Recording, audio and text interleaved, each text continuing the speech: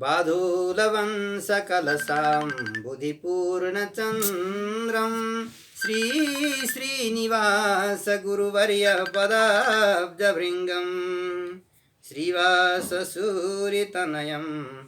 विनयज्वलन्तं श्रीरङ्गदेशिकमहं शरणं प्रपद्ये श्रीरङ्गदेशिकमहं शरणं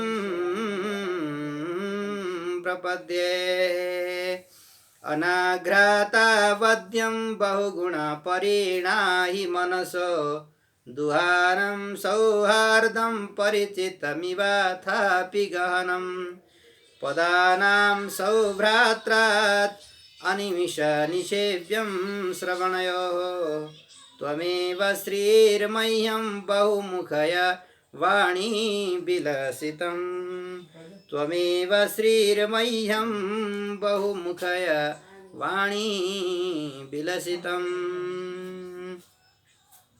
संकल्पले जगतको सब काम गरेने सृष्टि र पालन गरिकन फेर हर्ने बस्ने सदा हृदयमा सबका लुकेरा गर्छु प्रणाम हरिका पदमा झुकेर गर्छु प्रणाम हरिका पदमा झुकेर म चाहन्न प्राणै छुटी स्वर्ग जाऊँ र चाहन्न कीर्ति जगतमा फिजाऊँ फगत एक इच्छा बढेको छ मनमा हरि कीर्तनैमा जुनियो बिताऊँ हरि कीर्तनैमा जुनियो बिताऊँ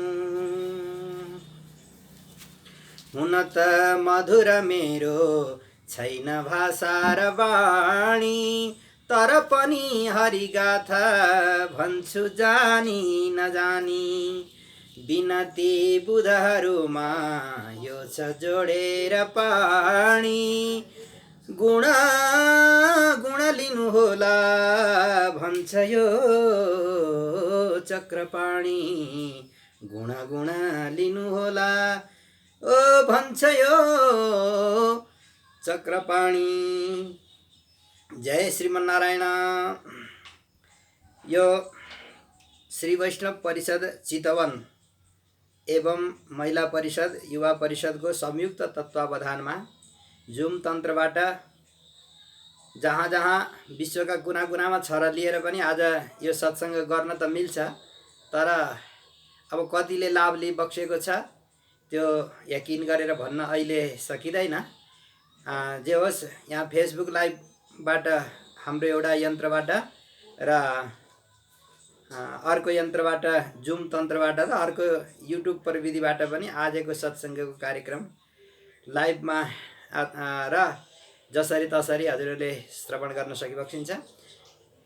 नियमित रूपमा लगभग यो श्री वैष्णव परिषदको आयोजनामा 9 महिनादेखि चल्दै गरेको यो नियमित सत्सङ्ग सायङ्कालीन सत्रमा केही दिनदेखि हामीले विगत केही दिनदेखि आचार्य वैभवको रूपमा श्रीमद् यतिराज विंशति नाम गरेको एउटा स्तोत्र जो 20 श्लोकले युक्त भएको थियो, त्यसको भित्र प्रवेश गरेर हामीले गहन अध्ययन चिन्तन र स्वाध्याय सत्सङ्ग गऱ्यौँ। अब आज अनि हिजोको दिन चाहिँ गुरु पूर्णिमाको दिन थियो। संसारभरि जति पनि वैदिक धर्म दर्शन सम्प्रदाय परम्पराहरू रहेका छन् ती सबैले मान्ने, सबैलाई एक सूत्रमा बाँध्ने गुरु पूर्णिमाको पावन पर्व हो। चाहे जुनसुकै आस्थामा राखे पनि हुन त परमात्माको सत्ता संसारमा व्याप्त भएर रहेको छ। यसलाई श्रीमद् भागवतको 3 स्कन्धको ब्रह्मस्तुतिमा ब्रह्माजीले बडो सुन्दर ढङ्गले एउटा श्लोक वर्णन गरिबक्सेको छ। कि परमात्मालाई जसले जसरी जसरी माने पनि, जसले जसरी जानेको छ, जसले जसरी मानेको छ, यदि सच्चाइमा पुगेका छन् भने तिनीहरूले जसरी माने पनि भगवानको स्वरूपलाई मान्नुमा केही फरक पर्दैन। जसरी मानेका छन् त्यसरी नै भगवानले उनीहरूलाई अनुभव गराइबक्सिन्छ कि त्वं भावयोग परिभावित हृत सरोजा आस्ये श्रुते क्षित पथो ननु नाथ पुंसां यद यद धियात उरुगाय विभावयन्ति तत्तदेव पो प्रणयसे सदनुग्रहाय तत्तदेव पो प्रणयसे सदनुग्रहाय त्वं भावयोग परिभावित हृत सरोजा भावे हि विद्यते देव भगवान भावमा भइबक्सिन्छ अनि अनेक रूप रूपाय विष्णवे प्रभ विष्णवे भगवानका हजारौं नाम रहेछन् भगवानका हजारौं रूपहरू रहेछन् हजारौं भनेको अर्थ लाखौं करोडौं भन्ने पनि अर्थ हुन्छ जस्तो वेदका मन्त्रले सहस्र शिरेखा पुरुखा भनेको चाहिँ 1000 शिर भएका 1000 आँखा भएका 1000 कान भएका भनेको होइन 1000 शिर हुने बित्तिकै दुईटा नेत्र भए पनि सिधासिधी 2000 नेत्र हुन्छन् 1000 शिरमा 2000 तर त्यहाँ हजारको चाहिँ उपलक्षण के हो भने हजारौं भन्ने अर्थ हो हजारौं शिर भनेको लाखौं करोडौं भगवानका शिरहरू लाखौं करोडौं भगवानका नेत्रहरू लाखौं करोडौं भगवानका कानहरू रहेका छन् यसरी सर्वम खल्विदम ब्रह्म भनेको हुनाले सारा जगत नै भगवानको स्वरूप हुनाले जसलाई जस्तो भावना लाग्छ त्यसरी नै उपासना गर्दाखेरि केही फरक पर्दैन हैन तर सत्यसँग जोडिएको हुनु पर्यो वैदिक आस्थासँग जोडिएको हुनु पर्यो अब यसमा पनि प्रामाणिक रूपले आफ्ना आचार्य आफूलाई भगवानको कृपाले मुक्तिको मार्ग देखाउने अत्यन्त सरल र सुगम पन्था चाहिँ भगवत भाष्यकार रामानुज महाराज स्वामीजी महाराजले जो भक्ति सिद्धान्तलाई अगाडि सारिबक्स्यो वैदिक भक्ति सिद्धान्त उपासित ध्यायित भनेर जुन वेदान्तका प्रकरणहरूमा बताइएको छ जुन परमात्मालाई निरन्तर ध्रुवानुस्मृति भनेको निरन्तर स्मरण गर्नु रूपी चिन्तन गर्नु ध्यान गर्नु रूपी जो भक्ति योग हो त्यही भक्ति योगको परिपक्व अवस्था प्रपत्ति योग शरणागति भनेको चाहिँ शरणमा आ गति निश्चित शरणागति भनेको घर फर्क अभियान र यसलाई भगवान भाष्यकार रामानुज स्वामीजीले विशद व्याख्या गरिबक्सेको हो त्यो वेदमूलक उपनिषदमूलक श्रुतिमूलक सिद्धान्तलाई नै समस्त पूर्वाचार्यहरूले भगवत बोधायन कृतां विस्तीर्णां ब्रह्मसूत्र वृत्तिं पूर्वाचार्याः संशिक्षिभु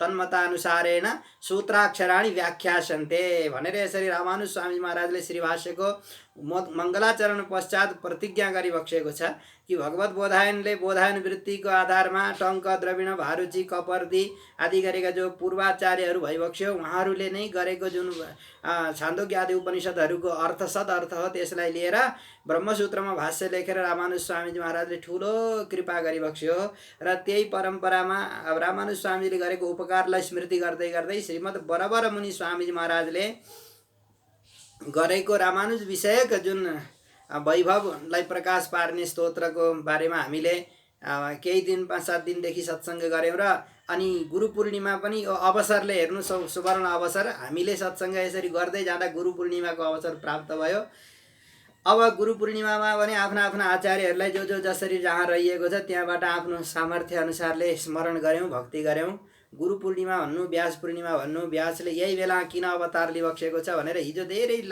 सत्सङ्गका कुराहरू पनि भए र देश विदेश अब ठाउँ ठाउँबाट महनीय आचार्य पुरुषहरूको पनि जुम तन्त्रबाट कतिले लाभ लिन सकिबक्स्यो कतिले सकिबक्सेन अब चाहेदेखि फेरि पनि तिनलाई तानेर पनि हेर्न मिल्ने आजको प्रविधिले यसरी जोड दिएको छ कि यो लकडाउनले हामीहरूलाई धेरै पाठ सिकाएको छ केही अप्ठ्याराहरू पनि आए जिन्दगी सबै रोकियो मानिसहरूका गतिविधि काम गर्ने सारा कुरा ठप्प भयो तर यो ठप्पले अर्को पाठ टक्क सिकायो फेरि यो सत्सङ्ग गराए अब सुतेर न दिन खेर नफाला सुतेर खेर नफाला देखेका सारा कुरा भोगेका सारा कुराहरू जसरी नाश हुँदै जान्छन् त्यस्तै जिन्दगी पनि नाश हुँदै जान्छ अविनाशी भनेको यो ज्ञान हो जुन ज्ञानलाई हामीले प्राप्त गरेका छौँ जुन ज्ञानलाई प्राप्त गर्ने साधनालाई प्राप्त गर्ने यो पवित्र भूमि यो देवदेशमा हामीले जन्म लिन पाएका छौँ, यो मातृभूमिमा हामीले जन्म लिन पाएका छौँ, यो आर्यावर्त क्षेत्रमा जन्म लिन पाएका छौँ, यो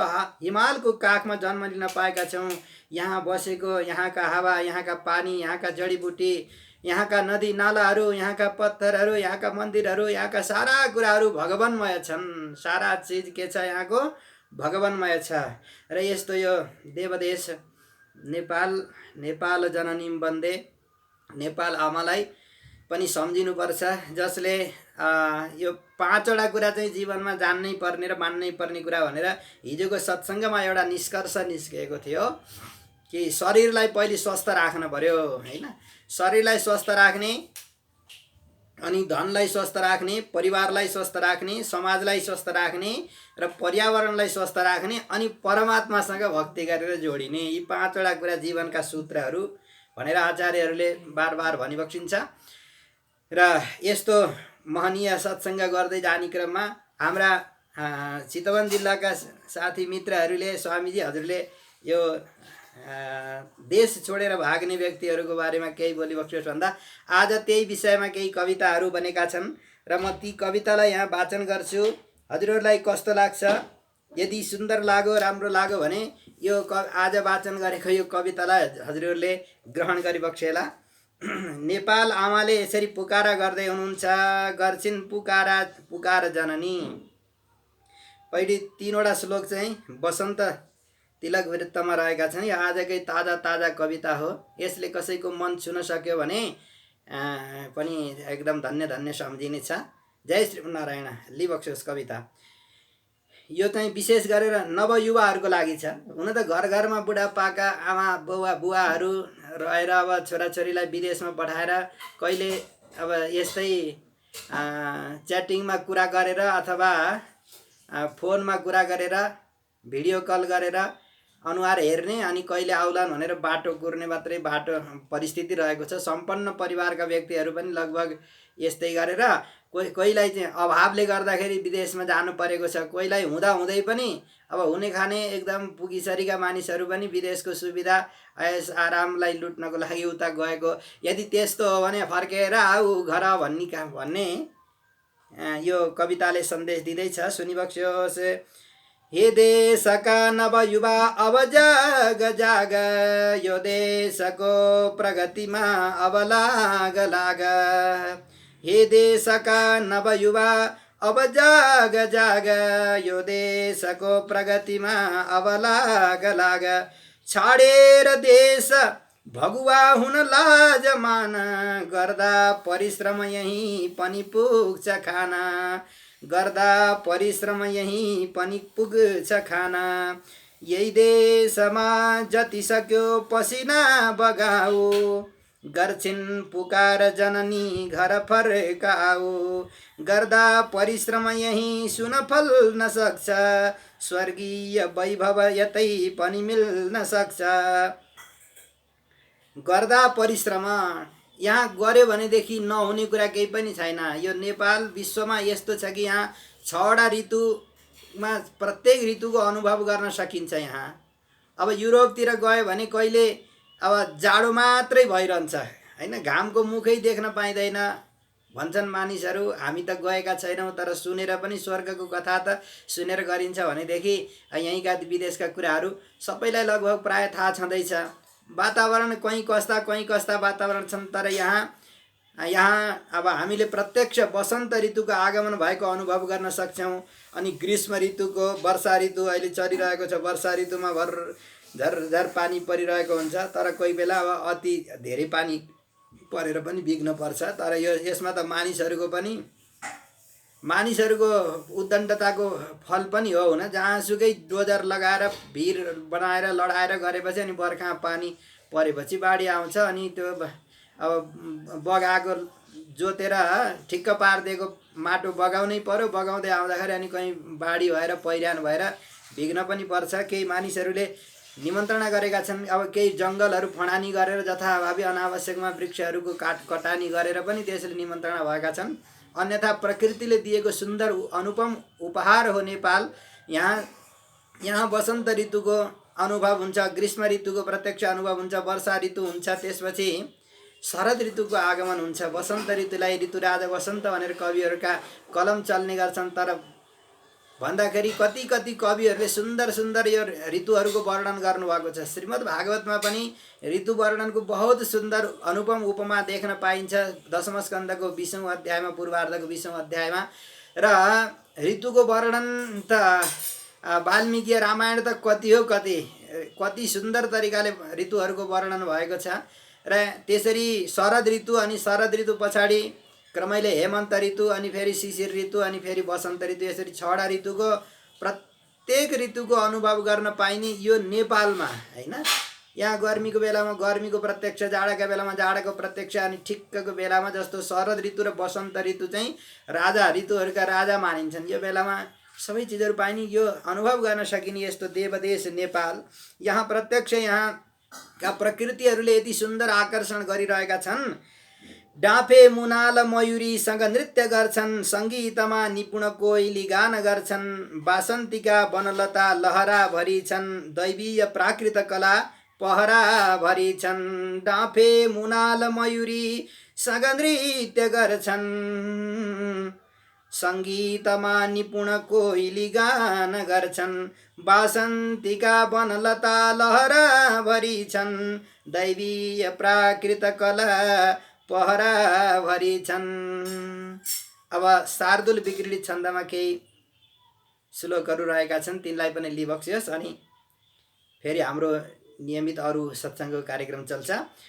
अग्ला पर्वत श्रृङ्खला र हरिया पाखा पखेरा गरा, अग्ला पर्वत श्रृङ्खला र हरिया पाखा पखेरा गरा, अग्ला छन् हिमशैल विश्वभरमा यही देशमा सुन्दर, हजारौं हिमनन्दिनी नद नदी बग्छन् यही कलकल, साँच्चै स्वर्ग समान विश्वभरमा नेपाल यो सुन्दर, साँच्चै स्वर्ग समान विश्वभरमा नेपाल यो सुन्दर, छाडी देश विदेशमा किन गयौ आफै त्यहाँ मासिन, आफ्नो देश कला र संस्कृति सबै बिर्सी उतै भासिन, एक्लो पेट लिएर जीवन यसै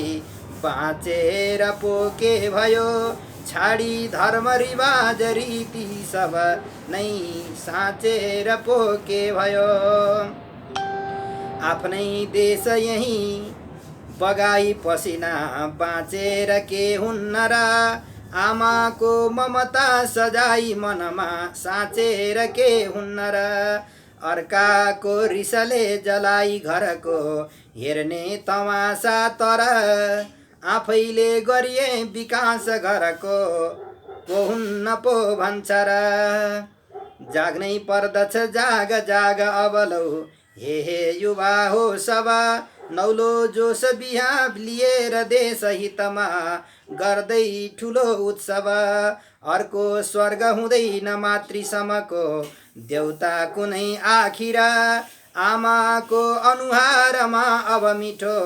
मुस्कानका खातिर, जाग्नै पर्दछ जाग जाग अब लौ हे युवा हो सब, नौलो जोस लिएर देश हितमा गर्दै ठुलो उत्सव। यो विशेष गरेर विदेशमा विभिन्न केही परिस्थिति परिबन्धहरूले टाढिनु परेका आफ्नो घर गाउँ डाँडा पाखा अब छिमेकहरू तराईहरू नेपालका समतल भूमिहरूलाई छोडेर विदेशमा बस्न परेकाको पीडा पनि आफ्नै किसिमको होला हुन त, तर जे उत्साह लिएर गएको भए पनि अब फर्केर नेपालमै आउनुपर्छ र आफ्नो देशलाई बिर्सनु हुँदैन। संसारमा स्वर्गभन्दा पनि श्रेष्ठ यो देवदेश नेपाल, देवभूमि नेपाल हो भनिएको छ। जननी जन्मभूमिश्च स्वर्गादपि गरियसी, आफूलाई जन्म दिने आमा र जन्मिएको ठाउँ माटो जो हो त्यो स्वर्गभन्दा पनि पवित्र हुन्छ। श्रीमद् भागवतको व्याख्या गर्ने क्रममा भागवत महात्म्यको टीकामा एकजना आचार्यको श्लोक अत्यन्त सुन्दर लागेको थियो। त्यो आज यहाँ सुनाउन मन लाग्यो। जन्मभूमि परम तीर्थम इत्यायान्ति महर्षय। बडा बडा त्यागी सन्त सन्यासी विरक्त महात्माहरू पनि जन्मभूमिलाई अत्यन्त पवित्र पुण्य क्षेत्र तीर्थ हो भन्ने सम्झेर फर्केर आउनुहुन्छ। त्यसो हुनाले विदेशमा बाध्यताले बस्न परेका हुनुहुन्छ भने पनि यो सन्देश आज सुनेको जुन यो प्रवचन यो सत्सङ्ग छ यसलाई हजुरहरू सबैले ठाउँ ठाउँमा पुर्याइदिनु होला। र म सबैसँग करबद्ध के भन्छु भने वहाँ गएर जति सिप, वहाँ गएर जति ज्ञान, जति परिश्रम, जति पसिना, रगतलाई पसिना बनाएर बगाइएको हुन्छ त्यो त्यति परिश्रम त्यति मिहिनेत गर्ने हो भनेदेखि त्यति लगानी गर्ने हो भने यहीँ पनि यसलाई स्वर्ग बनाउन सकिन्छ, यसलाई सुनको चिडिया जस्तो बनाउन सकिन्छ। क्षमतावान व्यक्तिहरू आज धेरै ठाउँमा विश्वमा लाखौं सङ्ख्यामा नेपालीहरू पुग्नु भएको छ। उहाँहरूले सबैले हुन त विदेशमा गएर भनिन्छ मान्छेले देशको महिमा बुझ्नलाई विदेश जानुपर्छ गरे, उहाँहरूले त्यहाँ गएर पनि बुझ्नु भएको होला, परिस्थिति नपरेका होलान्, तर उपाय लागेसम्म फर्केर आउनुपर्छ र यहाँको विकास गर्नुपर्छ। राम्रा राम्रा मान्छे जति पाखा लाग्ने अनि अब त्यस्तै लुटाफटा मान्छेहरू, मिचाहा फटा लुटा मान्छेहरूले मात्रै राजनीति गर्दाखेरि अब देशको परिस्थिति पनि दिनदिनै किचलो कुर्ची हानाहानको परिस्थितिमा पुग्छ। त्यही भएर त्याग र तपस्या भएका व्यक्तिले खालि योगी मात्रै बन्ने होइन, योगीले पनि राजनीति गर्ने रहेछ नि त। भुइँमा बसेर जमिनमा बसेर राजगुरुहरूले राजालाई पनि नीतिको कुरा सिकाउने चलन हुन्थ्यो। आज अब त्यो राजनीतितिरको त्यस्तो खालको कुरा गर्न खोजेको त होइन, तर केही उत्साह भएका व्यक्तिहरूले भगवानको सेवा भन्ने सम्झेर, कैङ्कर्य भन्ने सम्झेर त्यतापट्टिको पाटो पनि सम्हाल्नुपर्छ। त जसलाई अब भगवानको एकदम प्रीतिमा रुचि बढिरहेको छ, भक्तिमा मात्रै मन लागिरहेको छ भने त्यस्ता व्यक्तिहरूले धर्म अर्थ काम मोक्ष चारवटा पुरुषार्थ मध्येमा आफ्नो उमेरको पनि हिसाब किताब गरेर भगवानले दिएको यो मानव जीवन, त्यसमा पनि भारतवर्ष, त्यसमा पनि नेपालमा हामीहरू जन्मिरहेका छौँ। यहाँ 100 वर्षको आयु भगवानले दिएर पठाउनु भएको छ भने त्यो 100 वर्ष मध्येमा जम्मा 100 वर्ष मध्येमा भाग्यले पुरै बाँचियो भनेदेखि त 100 वर्ष होला, नभएदेखि कलियुगमा नगर मन परि हदै बाँचे 60 र 70। आफ्नो आयु भनेको कति रहेछ भन्दाखेरि 60 वर्ष र 70 वर्ष मात्रै रहेछ कि। त्योभन्दा माथिको आयु त नाफामा बाँचिएको, त्यो भक्तिले बाँचियो भने। हुन त कलियुग यो वैवस्वत मनुको पालाको कलियुगमा शतायुर्वै पुरुषो वेद, 100 वर्षको आयु भनेर निर्धारण गरिएको छ। त त्यसमा रोग व्याधि आदि भएन भनेदेखि त 100 वर्षको ठिकै पनि हो। कसैको अब पुण्यले केही पूर्व जन्मको प्रभावले गर्दा कसैको त्यो 100 वर्षमा बढेर 102-4 वर्ष पनि आजभोलि सुन्नमा आउँछ। तर अब धेरैको त्यही 100 वर्षको फेरि भनेको जम्मी 8,64,000 घन्टा मान्छेले बाँच्ने रहेछ। जम्मा 8,64,000 घन्टा बाँच्ने मानिसले अब त्यो 100 वर्ष बाँचियो भने त त्यति हो। अब 100 वर्ष पुरै बाँचिएछ भने आधा त सुतेर गइहाल्छ होइन। आधा भनेको रातभरि सुतिन्छ, त्यो पनि त अब 24 घन्टाभित्र 12 घन्टा जति त सुतेर बितिहाल्छ। अब कसैको बानी त दिउँसो पनि सुत्ने बानी भएको छ। फेरि यो उद्योग गर्न, पुरुषार्थ गर्नको लागि, धर्म अर्थ काम मोक्ष साधनको लागि भगवानले दिएको मानव जीवन अब आधा जति चाहिँ सुतेर गइहाल्दो रहेछ। कहिले खेल्दै बितेको बाल्य अवस्था, तरुणीतिरको तरुणावस्था, वृद्ध भएपछि चिन्ता लेला, हरिकन भजने कुन हो बेला।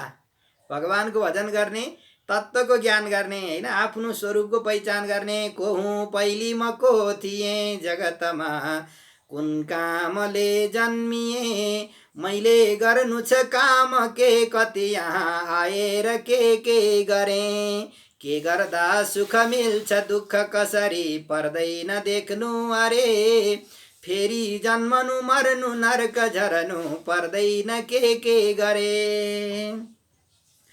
के कामले हामी यहाँ मान्छे भएर जन्मेर आएको हो? बाँच्नको लागि त पशुहरू पनि बाँचेकै छन्। बडा अचम्म लाग्दछ कि चराचुरुङ्गीहरू अन्डाबाट बाहिर निस्किन पाएका हुन्नन्। जब पखेटा लाग्छ उनीहरूले उड्नको लागि कहीँ पाइलट सिक्न जान पर्दैन, कहीँ युनिभर्सिटीहरूमा गएर, विश्वविद्यालयमा गएर अथवा कहीँ त इन्स्टिच्युट भन्छन् नि त्यसमा गएर सिक्न पर्दैन, उनीहरू आफै उडिरहेका छन्। गौँथलीले गुण आफै बनाएको छ, गौँथलीले कहीँ पढेको देखिँदैन। चराचुरुङ्गीहरू पनि बाँचेका छन्, पशुहरू पनि बाँचेका छन्। मानिसले चाहिँ साँचो मुचो गर्ने र सुविधा गर्ने भनेको बसी बसी सुती सुती खाने व्यवस्था कहाँबाट पाइन्छ भनेर त्यसो गर्दाखेरि अब मान्छेले चाहिँ आफ्नो जिन्दगी बिगार्न लागे जस्तो लाग्दछ।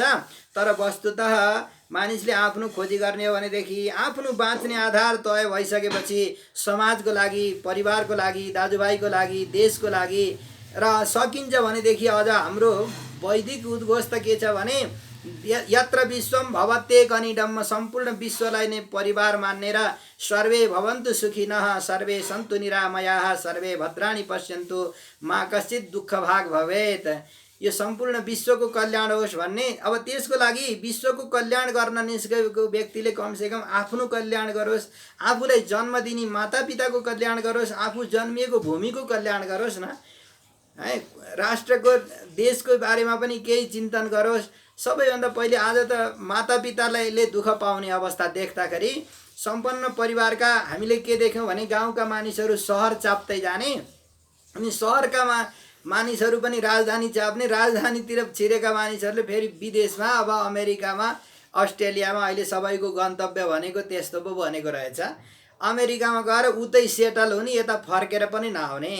सुरुमा अब कोही बौद्धिक स्तरलाई नाप्नको लागि यो माइकल ज्याक्सनले बनाएको जुन शिक्षा नीति छ, यसले गर्दा स्कुल बोर्डिङहरूमा राम्रो राम्रो मेधा प्रज्ञा भएका विद्यार्थीहरूलाई छानौट गर्ने अनि उनीहरूलाई विश्वमा का कुना कुनामा ठुला ठुला राष्ट्रहरूले खरिद गर्ने, बौद्धिक खरिद गर्ने, अनि उनीहरूलाई उतै स्कलरसिप दिएर पढाउने, अनि उनीहरूलाई अब कृतदासको रूपमा जस्तो बनाएर वैज्ञानिक भए पनि, केही खोज अनुसन्धान गर्ने भए पनि, ठुला ठुला पिएचडी होल्डर भए पनि, डाक्टर भए पनि, जे भए पनि विदेशमै लगानी गर्ने अनि फर्केर नेपालमा आउने सोच नहुने। यस्तो खालको यो पलायनवादी, बौद्धिक पलायनवादी प्रवृत्तिले गर्दाखेरि देशमा ठुलो नोक्सान भइरहेको छ।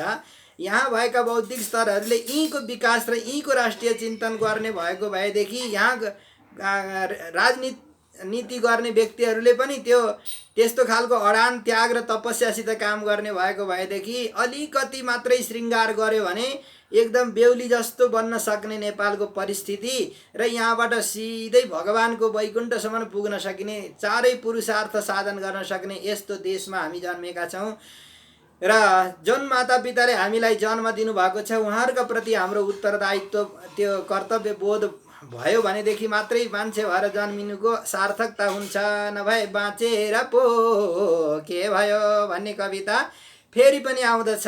फेरि पनि त्यो भन्नु मन लाग्छ होइन। मान्छे भएर जन्मिएर पनि मान्छे भई किन जन्मिए पृथ्वीमा, लाखौँ जुनी छन् अरू, मान्छे भई किन जन्मिए पृथ्वीमा, लाखौँ जुनी छन् अरू, चिन्ता पीर व्यथा बिना पनि सबै बाँचिरहेछन् बरु, मेरो खोज अनन्त अक्षय महान आनन्दको हो तर, जानी जानी बित्यो नि जीवन यसै हे कृष्ण रक्षा गर, जानी जानी बित्यो नि जीवन यसै हे कृष्ण रक्षा गर। मानिस भएर हामीलाई भगवानले मानव जन्म दिनुभएको अरूको बारेमा पनि सोच्नको लागि हो, अरूलाई शोषण गर्नको लागि होइन। प्रकृतिलाई, पर्यावरणलाई, वातावरणलाई, छिमेकलाई, अर्का साथीहरूलाई, अरू मनुष्यलाई सबैको भलाइ गर्नको लागि मलाई भगवानले पठाउनु भएको यस्तो सुन्दर कलाई दिएर होइन। हेर्नुहोस् त, आँखा छन् पुतली झिलिक्क तर हेर्छन् सदा बाहिर है। यस्ता सुन्दर नेत्र दिएर भगवानले पठाउनु भएको छ, कान दिएर पठाउनु भएको छ, यो वाणी दिएर पठाउनु भएको छ। यो सबै के को लागि हो? परोपकाराय सताम विभूतय, परोपकार गर्नको लागि भनेर यसको चेतनालाई जागृत गराउँदै गराउँदै आफू जागेर बिउजिएर हरदम बुद्ध भएर रहने हो। बुद्धले पनि यही देशमा जन्म लिनुभयो होइन। माता जानकी महारानीले यही देशमा जन्म लिनुभयो। भगवान पशुपतिनाथले यहीँ बसेर विश्वको कल्याण गरिरहनु भएको छ। भगवान मुक्तिनाथ प्रभुले मुक्तिदाता, हेर्नुहोस् त संसारमा कहीँ नभएको नाम हेर्नु। देवताहरूका धेरै थरी नाम रहेका छन् है। देवताहरूका भिन्न भिन्न अनेक नामहरू रहेका छन्। तर मुक्तिनाथ अरे, मुक्तिका दाता, मुक्त भएपछि प्राप्त गरिने कसलाई भन्दा महाविष्णु भगवान श्रीमन्नारायणलाई प्राप्त गर्ने र त्यसरी प्राप्त गराउने, आराधना गर्ने, साधना गर्ने स्थान भगवानले दिएर आराधना गर्नको लागि शालग्रामको रूपमा भगवान आफै प्रकट भएर गण्डकी नन्दन भएर भगवान विश्वको कल्याण गर्दै गर्दै बगिबक्सेको छ। भगवती माता लक्ष्मी नै शालग्राम शालिनी गण्डकी बनेर बग्नु भएको छ। शालग्राम स्वरूप महाविष्णु भएर रहिबक्सेको छ। यस्तो देवदेश, अपूर्व देवदेशमा हामीले जन्म लिन पाउनु यो ठुलो सौभाग्य, महान सौभाग्यको कुरा हो। त अब यहाँ जन्मिएर पनि अब थाहा पाइएन भने के हुन्छ, म यसमा एउटा कथा सुनाउँछु र सायद यही कथा सुनाउँदा सुनाउँदै समयले पनि बिदा दिएछ भने हामी बिदाई पनि हुन्छौँ। फेरि अब अर्को पटकको के कुरा हुन्छ त्यो यथा समयमा जानकारी हजुरहरूलाई समितिले गराउँदै जानेछ। चितवनबाट सञ्चालित भएको यो कार्यक्रम हो र भगवानले सृष्टि गर्दाखेरि भिन्न भिन्न भिन्न प्रकारका हैन, सृष्ट्वा पुराणी विविधान्यजयात्मशक्त्या वृक्षान् पशून् सरीसृपान् खगवदंश मत्स्यान् ब्रह्मावलोकधिषणं मुदमापदेव। भगवानले यो मानव सृष्टि गरिसकेपछि बडा खुसी हुनुभयो अरे मान्छेको शरीर बनाइदिएर। अब मान्छेलाई पहिली सृष्टि गर्दा सुरुमा चाहिँ भगवानले 20 वर्षको आयु दिए भने ठिक्क हुन्छ होला भनेर 20 वर्षको आयु दिनुभएको रहेछ। अनि त्यो 20 वर्षको आयु त बढ्दै बढ्दै बढ्दै चेतनाको स्तर विकास हुँदै जाँदाखेरि यत्तिकै समाप्त हुँदो रहेछ। अनि यता 40 वर्षको आयु, मानिसको आफ्नो आयु भनेको चाहिँ 40 वर्षको रहेछ जम्मा जम्मी। 40 वर्षभित्र चाहिँ अब 20 वर्ष बढ्दै जाँदा जाने भयो। अनि अरू 20 वर्ष चाहिँ कमाउने यताउता गर्ने गर्दा गर्दै चुट्ट सुतेको व्यक्ति उठ्दाखेरि समाप्त भए जस्तो गरेर आयु सकिने रहेछ। अनि त्यो 40 वर्षको आयु मानिसलाई दिनुभएको, 40 वर्षको आयु गधालाई दिनुभएको रहेछ। अनि अर्को 40 वर्षको आयु कुकुरलाई पनि दिनुभएको रहेछ। अनि अर्को 40 वर्षको आयु उल्लुलाई दिनुभएको रहेछ अरे। अनि यिनीहरूले चाहिँ क्रमैले के गरे भने ब्रह्माजीसँग गएर हजुर यत्रो 40 वर्षसम्म गधाले भारी बोकेर मैले के गर्नु हजुर, मेरो आयु छोटाइदिनु पर्यो भनेर गधाले ब्रह्माजीसँग अनुरोध गरेछ। अनि ब्रह्माजीले पख तिम्रो आयु कसैले लिँदा रहेछन् कि भनेर सोध्नु पर्यो भनेको मान्छेलाई, ए मनुष्य तिम्रो आयु चाहिँ जम्मा 40 वर्षको छ, कतैबाट 20 वर्ष पाइयो भने थपिदिने हो भन्दाखेरि हुन्छ नि हजुर मलाई 20 वर्ष थपिदिनुहोस् भने यो 100 वर्ष कसरी पुगेर छ भन्ने विषयमा बोल्दैछु। हजुरहरूले कहीँ सुनेको भए पनि ठिक छ, नसुनेको भए पनि सुन्नुहोस् र यसलाई सुनेर केही अनुभव भयो भनेदेखि प्रतिक्रिया गर्न सक्नुहुन्छ। जय श्रीमन्नारायण। तो 20 वर्ष चाहिँ गधाको 40 वर्षको आयु मध्येबाट 20 वर्ष कटौती गरेर मान्छेलाई थपिदिँदाखेरि मानिसको आयु कति वर्ष भयो, अब बढेर 60 पुगेछ। अनि त्यसपछि फेरि त्यो कुकुरले पनि यो भुक्दै 40 वर्षसम्म बाँच्दा त भारी हुँदो रहेछ हजुर, मेरो पनि आयु घटाइदिनु पर्यो भनेछ। अनि त्यो कुकुरको आयु फेरि त्यो 40 वर्षबाट 20 वर्ष छोट्याएर मान्छेलाई, ए मनुष्य तिमीले कुकुरको आयु फ्रीमा पाइँदैछ लिन्छौ भनेको, हुन्छ नि हजुर म त्यो पनि लिन्छु भनेर अनि कुकुरको आयु पनि लिएछ। कुकुरको आयु लिँदाखेरि कति भयो, कुकुरको